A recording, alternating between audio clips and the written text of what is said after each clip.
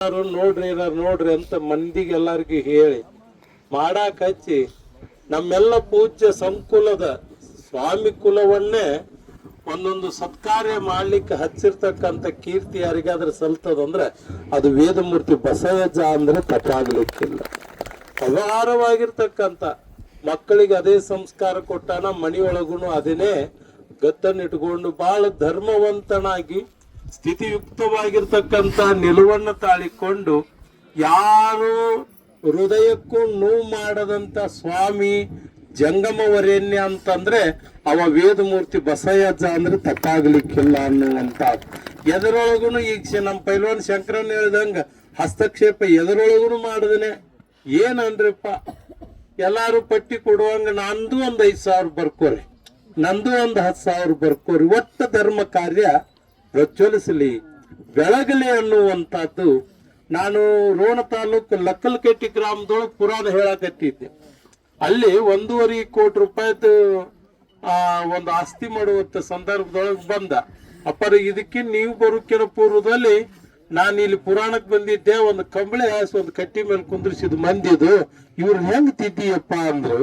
ಹಿಂಗೆಲ್ಲ ಧರ್ಮ ಚಿಂತನದೊಳಗ ನಿಮ್ಮನ್ನ ಅವಿರ್ತವಾದಂತದ್ ಮೆಚ್ಕೊಳ್ಬೇಕು ಅನ್ನುವಂತ ಮೆಚ್ಚುಗೆ ಮಾತು ಮಾಡೋದ್ರೊಳಗನ ನಮ್ಮನ್ನ ಹುರುಪ್ ಮಾಡಾವ ಧರ್ಮದ ಕಾರ್ಯಕ್ಕೆ ಇನ್ಡೈರೆಕ್ಟ್ ಆಗಿ ಹುರುಪ್ ಮಾಡಿ ಏನ್ ಮಾಡ್ತಿದ್ದ ಅಂದ್ರೆ ನಾವು ಮಾಡುವಂತ ಕೆಲಸ ಜಂಗಮರು ಜಗತ್ ಬರಿತರು ಅನ್ನೋದಕ್ಕೆ ನಾವೆಲ್ಲರೂ ಕೂಡ ಆ ಒಂದು ಕಾರ್ಯಕ್ಕೆ ಅಣಿವಾಗಬೇಕು ಅಂತ ಧರ್ಮದ ಸೂಕ್ಷ್ಮತೆಗಳನ್ನ ಹಂಚಿಕೊಳ್ತಕ್ಕಂತ ಒಂದು ರೂವಾರಿ ಮೂರ್ತಿ ಅಂತಂದ್ರೆ ಅದು ಬಸವಜ್ಜ ಅನ್ನುವಂತಹದ್ದು.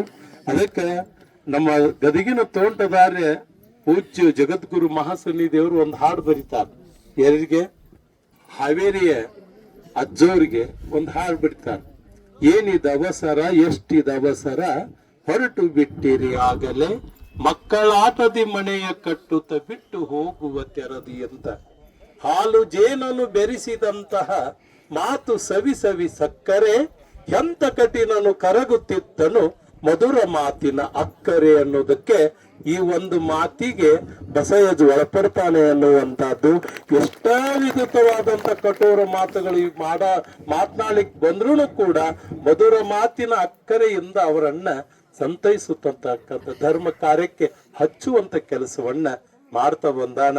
ಬಹಳಷ್ಟು ವೇಳೆ ಆಗುವುದರಿಂದ ಆತನ ಬಗ್ಗೆ ಅಪಾರವಾಗಿ, ಯಾಕಂದ್ರ ಅಧ್ಯಕ್ಷ ಅವಡ ಇದ್ರು ಕೂಡ ಏನ್ ಮಾಡಕತ್ತಾರ ನಿಮ್ ಕಮಿಟಿಯರ್ ಅಂತ ಕೇಳಿದ್ರ ಏನನ್ರಿಪ್ಪ ಕೇಳಿ ಹೇಳ್ತೇನ್ರಿಪ್ಪ, ಹಿಂಗ್ ಮಾಡಕತ್ತಿರ್ಬೇಕ್ರಿಪ್ಪ ಅಂತ ಇಷ್ಟು ಸೂಕ್ಷ್ಮತೆಯಿಂದ ಹೇಳಿ ಅವಿರ್ತವಾಗಿ ತನ್ನ ಮನಿ ಒಂದಿಷ್ಟು ಸರಿಸಿ ಆ ಕದಳಿ ಮಠ ನಿರ್ಮಾಣ ಮಾಡ್ಲಿಕ್ಕೆ ಎಷ್ಟು ತ್ಯಾಗ ಮೂರ್ತಿ ಅಂತಂದ್ರೆ ಮಕ್ಕಳನ್ನಿಲ್ಲ ಏನನ್ಲಿಲ್ಲ, ನನಗ್ ಬೇಕನ್ಲಿಲ್ಲ, ನನ್ನ ಮಕ್ಕಳಿಗೆ ಬೇಕನ್ನೋದನ್ನೇ ಅದನ್ನ ಧರ್ಮ ಕಾರ್ಯಕ್ಕೆ ಅದನ್ನ ಕೊಡ್ತೇನ್ರಿ ಅಪ್ಪ ಅಂತ ಬಿಟ್ಟು ಕೊಟ್ಟಿರ್ತಕ್ಕಂಥ ಕೀರ್ತಿ ಆತನ ಗದೆ ಅನ್ನುವಂಥದ್ದು.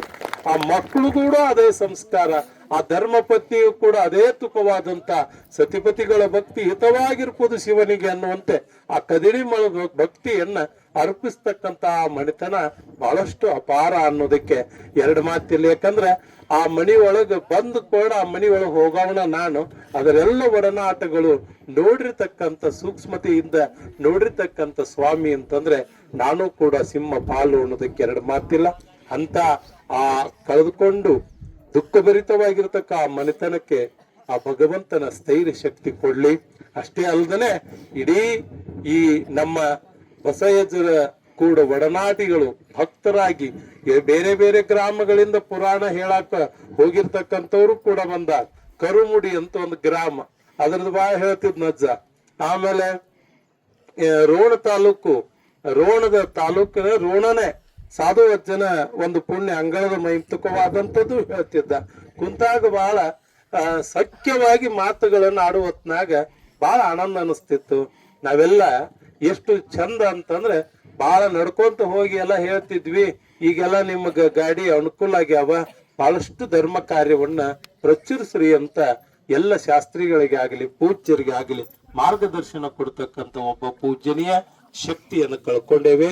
ದುಃಖ ಅದನ್ನು ಭರಿಸ್ಲಿಕ್ಕೆ ಆಗೋದಿಲ್ಲ, ಆದ್ರೂ ಕೂಡ ಆ ಸ್ತುಕವಾದಂತ ಆ ಮಣಿತನಕ್ಕೆ ಸ್ಥೈರ್ಯ ಶಕ್ತಿ ಇಡೀ ನಮ್ಮ ಮಲ್ಲಾಪುರ ಗ್ರಾಮದವರು ಸಕಲ ಮಹಾಜನಗಳು ಸದ್ಭಕ್ತರು ಆವಯುಕ್ತವಾಗಿ ಬಸವಜ್ಜ ಆ ಕಳ್ಕೊಂಡೇ ಬಂದ್ರು ಕೂಡ ಆ ಮನೆತನದ ಯುಕ್ತವಾದಂತ ಸಂಸ್ಕಾರ ನಮಗೆ ಇರ್ತದೆ ಅನ್ನೋದಂತ ನಮ್ಮೆಲ್ಲ ಈ ಶಂಕರಣ್ಣವ್ರ ಮಾತುಗಳನ್ನು ಕೇಳಿ ಹೌದು ಕರೆ ಅನ್ನಿಸುವಂತಹದ್ದು. ಅದೇ ಪ್ರಕಾರ ನನ್ನ ಮಲ್ಲಾಪುರ ಗ್ರಾಮದವರು ಅಷ್ಟೇ ಚಂದ ಅವ್ರ ಮನೆತನದ ಜೊತೆ ನಡ್ಕೊಳ್ತಾರೆ.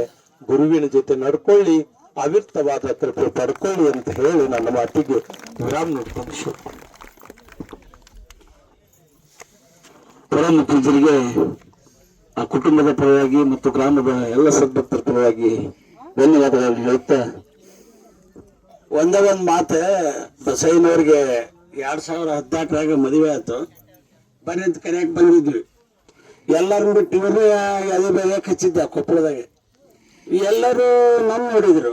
ಆಮೇಲೆ ಪ್ರಾಣ ಇತ್ತು. ನಾನು ಅವ್ರ ಅಜ್ಜರ್ ಕಳ್ಸಕ್ಕಂತ ಬಂದು ರೊಕ್ಕನ ಮರೆತೆ 66,000 ರೂಪಾಯಿ 4ನೇ ಕಣಿಯದು 4 ಅಷ್ಟು ಹಾಕಿ ಏನ್ ಮಾಡಿಬಿಟ್ಟೆ. ಅವಲ್ಲ ಅಂಟೋನ್ ಇದ್ದಿದ್ದೆ ಸಣ್ಣದು. ಆಮೇಲೆ ಹೇಳಿದಾಗಿಲ್ಲ ನೀನು ತೊಗೊಂಡು ಮಲ್ಲಪ್ಪರ ಬಂದು ಇಸ್ಕೊಂಡು ರೊಕ್ಕಿ ನಾನು ಅಂದ. ಭಾಳ ಆತ್ಮೀಯ ಇಲ್ರಿ ಬಿದ್ದು ವೈರ ಇಲ್ಲ ಓದ ಅಲ್ಲ ಕೊಪ್ಪಳ ಜಿಲ್ಲೆಗೆ ಒಂದು ಹಳ್ಳಿ ತಲೆ ಪ್ರಾಣಕ್ಕೆ ಬಂದಿದ್ದ.